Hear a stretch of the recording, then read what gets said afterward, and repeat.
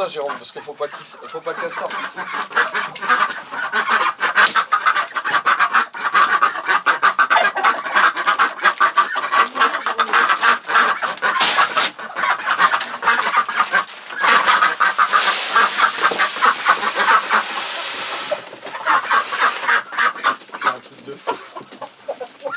Qu'est-ce que tu leur donnes à manger là? Alors du blé, et après il y a du maïs concassé et du maïs normal.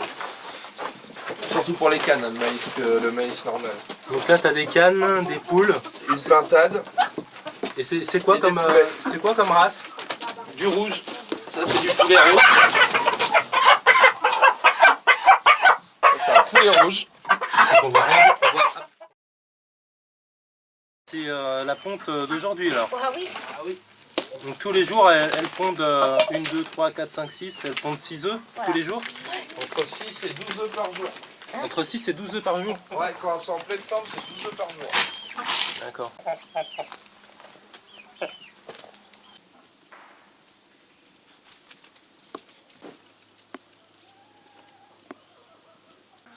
Alors dis-moi Seb, ça fait combien de temps que toi et ma soeur vous élevez des poulets comme ça? Ça fait 4 ans. 4 ans? Tu peux m'expliquer où est-ce que vous les achetez et combien vous les achetez? Je les achète au marché à Thouars. Je les paye entre 2,20 € et 2,80 € suivant l'influation des prix sur le marché des volailles. Et j'arrive à les revendre entre 15 et 20 € pièce au bout de 3 mois. Au bout de 3 mois, d'accord. Et au niveau de la nourriture, donc... Alors quand je prends chez un agriculteur, ça me revient à 8,50 € le poulet.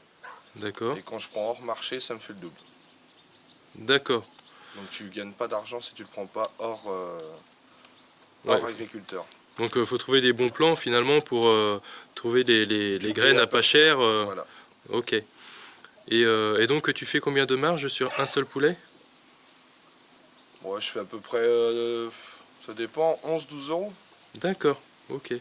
11 € pour le sûr, bien tassé. Ouais. Bah, bien sûr, par contre, qu'est-ce que tu fais? Tu manges le plus de poulet ou tu vends plus de poulet? Bah, j'essaie de faire les deux. Ouais, Je me remplis de 50-50. congèle et ensuite je revends tout ce que j'ai pas besoin. D'accord. Bah oui, parce que ça sert à rien que Et de toute façon, la bête vieillisse. Voilà, j'ai beaucoup de familles qui en prennent, donc j'ai beaucoup de commandes à l'avance, donc je sais à peu près ce que je vais avoir, ce que je vais vendre, et Ok.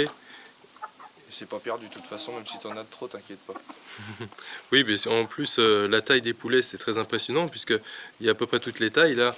Il y en Un a- poulet comme ça, tué, plumé, vidé, il fait à peu près 2,5 kg prêt à manger, que de viande. D'accord. 2,5 kg, alors que l'autre qu'on a vu tout à l'heure, il fait, lui... Combien le noir? Oui, Lui, de viande, tu dois avoir 4,5 kg à peu près. 4 kg de viande. Ah, oui. Il fait 7 kg le poulet noir que tu as vu. Ah, d'accord, avec les plumes, les pattes Voilà, et tout. alors qu'eux font juste... 7 kg, mais ouais. c'est la taille d'un chien. Ouais, eux ils font 3,5 kg là-bas quand ils Ouais, sont donc adultes. 2 fois plus petit, d'accord. Et l'autre qui est encore plus gros qui est là, lui doit être dans les 8 kg à peu près. Et donc les poules, elles pondent combien d'œufs par jour? Un. Un seul? Un Et seul. donc t'as combien de poules? 12. D'accord, donc ça fait une douzaine d'œufs par Alors, jour, quoi. les poules, 12 œufs par jour, mais pendant une certaine période de l'année. Parce que tu as une période de l'année où l'hiver, elles vont plus pondre. Parce qu'il n'y a pas d'accord. assez de lumière. Ok. Donc tu peux être sûr que de novembre, décembre, janvier, février jusqu'à mars, jusqu'à l'arrivée du printemps, tu auras peut-être 3 œufs par semaine sur 12 poules. D'accord. Après, si tu veux les faire pondre plus, nous on a fait installer de la lumière à l'intérieur. Donc l'hiver, on laissera la lumière allumée un peu plus. Oui. Elles auront l'impression d'être un peu plus dans une période printanière. Donc là, elles pondront un petit peu plus. D'accord. C'est le seul Ouais. moyen d'obtenir plus d'œufs. Mais une On poule peut, ne les, pond- on peut les tromper la nature avec un éclairage Voilà. Mais il faut savoir qu'une poule à l'origine ne pond que 200 jours par an. 200 jours par an, voilà. Voilà. Donc faire les En calculs. moyenne à peu près. Si j'ai bien compris, donc en été, tu manges des omelettes tous les jours. Tu pourrais si tu voudrais, il n'y a pas de souci. C'est 12 œufs par jour l'été. Et puis il faut les manger, sinon ils sont perdus après. Nous on les vend beaucoup, donc le marché de l'œuf fermier comme ça naturel, c'est l'explosion on va dire.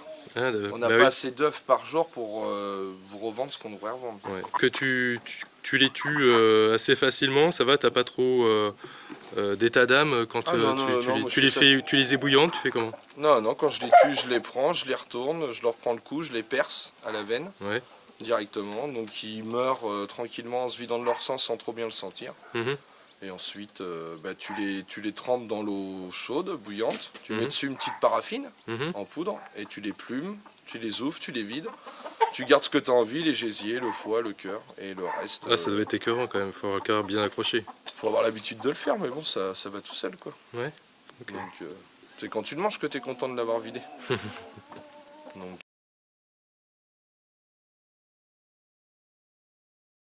Donc aujourd'hui, on va essayer de faire du fromage. Donc c'est la première fois, c'est mon premier essai. Donc en tout cas, si vous voyez cette vidéo, c'est que le résultat est, je l'espère, passable. Donc les ingrédients dans un premier temps, donc une casserole, du lait entier, voilà, bio, pas, c'est comme vous voulez. Donc un citron, puisque normalement pour faire un fromage, donc il faut de la présure. La présure, c'est donc quelque chose que l'on trouve dans les pharmacies, un petit tube on met du goutte à goutte, et en fait c'est simplement de la bile, hein, c'est du suc gastrique de veau, puisque quand le petit veau tète sa mère, eh bien je ne le savais pas, je l'ai appris il n'y a pas longtemps, ça se transforme instantanément dans son estomac comme un yaourt, comme du fromage. Voilà, donc plus facile et plus à digérer, je pense. Alors, donc, en guise de présure, on va se servir d'un citron. Voilà, on va retrouver l'acidité du suc gastrique grâce à ça. Voilà, on n'est pas là pour faire le meilleur fromage du monde, on est dans un contexte de survivaliste, donc les pharmacies fermées, etc. Dans la présure, il y a, on va dire, des bactéries qui sont là pour activer la fermentation. Donc là, je n'en ai pas. Ce que j'ai fait, c'est simplement, donc j'ai mis un verre de lait comme ça pendant 24 heures, recouvert simplement d'un chiffon. Bien sûr, il y a le petit lait donc, qui commence à venir donc, en surface. Voilà. Et puis en dessous, ça commence à former une pâte épaisse. Donc dans un premier temps, on va simplement verser donc, le litre. C'est quoi ça? C'est 1 litre. Oui, 1 litre de lait dans la casserole. Voilà. Qu'on va faire chauffer. Donc normalement la température indiquée c'est 40 degrés, mais là on va le faire à l'œil. Hein. Voilà, donc le lait est chaud. Voilà.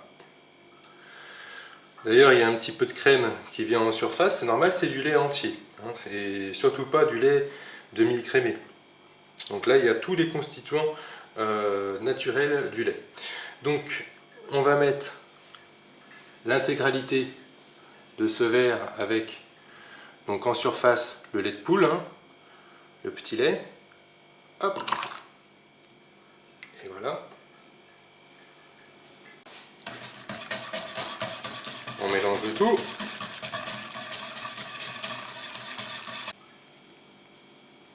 On laisse refroidir un tout petit peu, on va attendre 5 minutes. Ah, donc les 5 minutes sont écoulées, on va pouvoir y intégrer donc le jus de citron fraîchement pressé, évidemment donc sans la pulpe ni les pépins,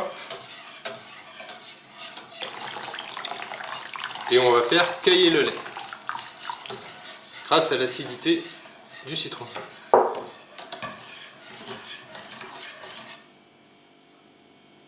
Ah, c'est instantané. Hein. Maintenant on n'y touche plus et puis on va attendre 24 heures, on verra demain pour la suite. Voilà, donc 24 heures se sont écoulées. Donc on va, donc, tout ça, c'est le petit lait, on va mettre dans des faisselles. Alors les faisselles, c'est simple, j'ai pris donc un gobelet, un verre en plastique, dans lequel j'ai percé des petits trous avec un foret de 5 ou 6.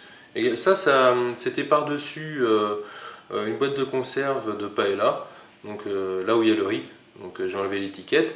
Donc la même chose, dans les trous sur les côtés, de haut en bas, également sur le dessous. Donc le lait, une fois caillé, donc un petit peu pressé dans un linge pour le compacter, parce qu'il ne s'est pas compacté tout seul, peut-être c'est dû à l'acidité trop forte du jus de citron, contrairement à la présure. Donc je l'ai essoré dans un linge et puis je l'ai mis donc, dans ce verre. Voilà, donc 1 litre, ça correspond à ça, et ça va réduire encore de moitié hein, le temps de séchage avant démoulage. Donc là, on le laisse là-dedans. Donc avec les prises d'air, il va se former une pâte, il va prendre sa forme et d'ici quelques jours, quand il sera suffisamment solide pour être démoulé, je le mettrai sur un plateau pour ensuite l'affiner. Donc 24 heures après, donc on va démouler le fromage. Donc déjà, je vais commencer par saler le dessus. Voilà. Pour former la croûte. Donc hop, on retourne. Tac. Et voilà. Donc on sale le dessus. Donc avec du sel classique, hein, tout ce qui est de plus normal. Pas besoin de gros sel ou de sel de Guérande ou quoi que ce soit. Donc il faut aussi saler sur les côtés. Donc il faut ne pas hésiter à en mettre, hein. Il vaut mieux trop salé que pas assez. Voilà, donc on va attendre quelques jours et puis je reprends juste après. Là j'ai trouvé une pièce de bois. J'ai d'abord nettoyé, ensuite je l'ai rincé, il s'est gorgé d'eau et ensuite je l'ai laissé au soleil pour que les UV détruisent les bactéries négatives. Donc visiblement depuis toujours il y a un échange à la fois de bactéries entre le bois et le fromage et également un tampon au niveau de l'humidité. C'est-à-dire que si le fromage est trop sec, il va absorber l'humidité du bois. Et si jamais le fromage est trop humide, c'est le bois qui va absorber son humidité. Comme ça, c'est parfaitement régulé en fait. Il n'y a pas besoin de matériel très sophistiqué. Hop, on pose ça dessus. Et puis maintenant, je ne vais pas le recouvrir. Il faut vraiment être très très patient.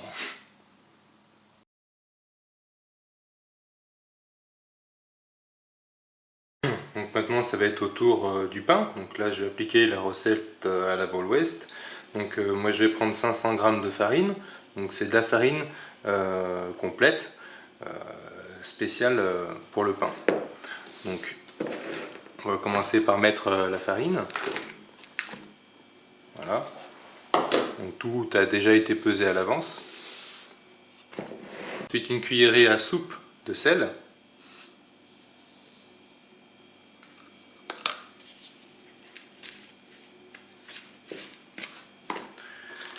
Et puis donc de la levure boulangère. Donc là pour 500 g, on préconise donc 2 sachets.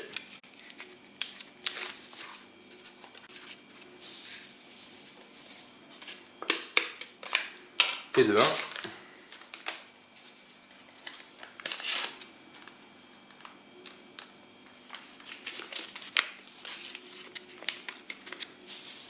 Et de 2. Donc on mélange tout ça.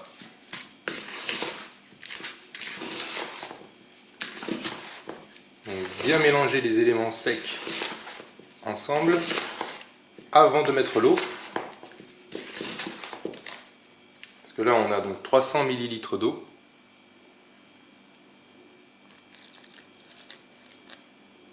Et on brasse. Donc c'est pas compliqué, hein. De la farine, de la levure, du sel et de l'eau. Rien de plus, rien de moins.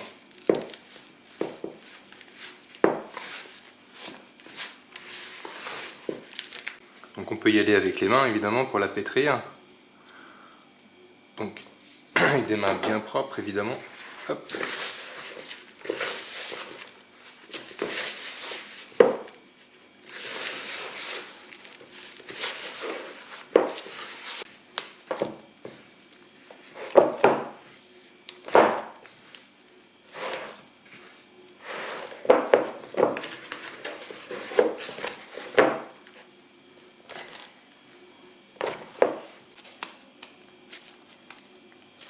Donc là on a un mélange bien homogène, pas trop liquide.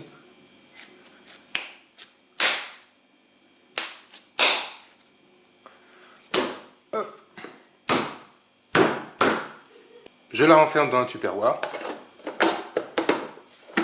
Et puis je vais l'installer, non pas dans le frigo, je vais la laisser reposer, donc température ambiante, une vingtaine de degrés.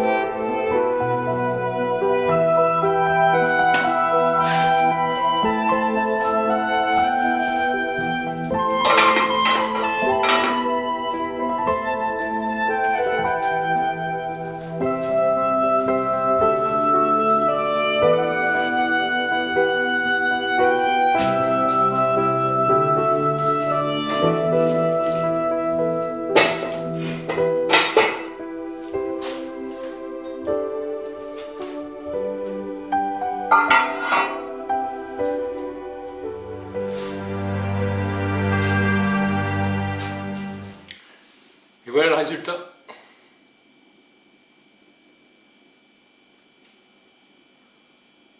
Il ne reste plus qu'à goûter. Donc déjà le résultat, d'un point de vue visuel. Donc là le fromage, il a tout juste 15 jours. Donc déjà dans un premier temps, il ne sent pas le citron.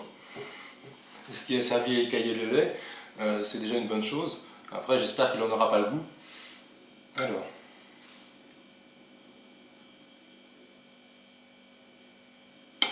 Ah.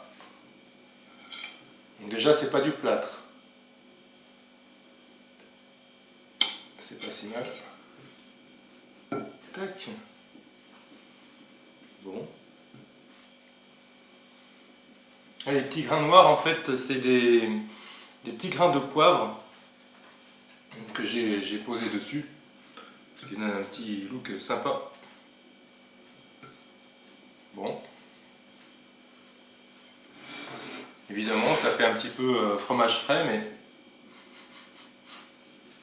Alors, ça sent le fromage, c'est déjà une bonne chose. 15 jours, c'est quand même un petit peu juste. Hein. Seulement, évidemment, j'ai été très impatient de goûter. Je préconise quand même, je pense, un minimum de 4 semaines avant de goûter un fromage. Puisque la croûte est à peine faite, en fait. Donc là, on va ouvrir le pain qui est encore tiède.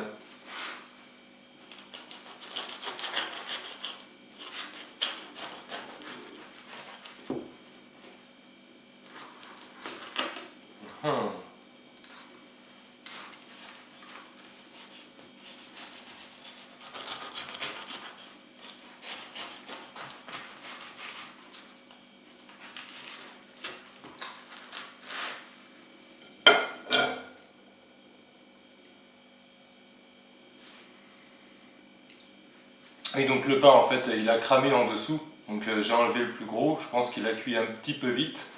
Je l'ai mis un quart d'heure, je l'ai laissé refroidir donc, pendant une petite heure, donc dans la marmite, hein, juste à côté mais sorti du four. Je trouve qu'il n'est pas très aéré.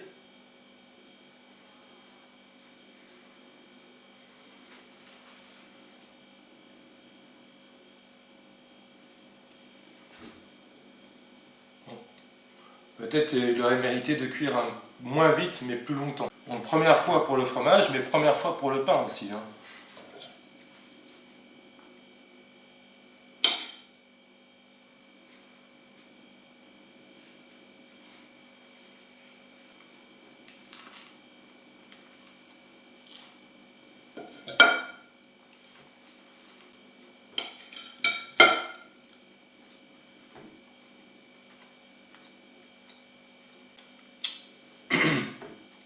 C'est pas mauvais. Le pain est croustillant, très très consistant. Évidemment un fromage, du pain, un petit vin rouge.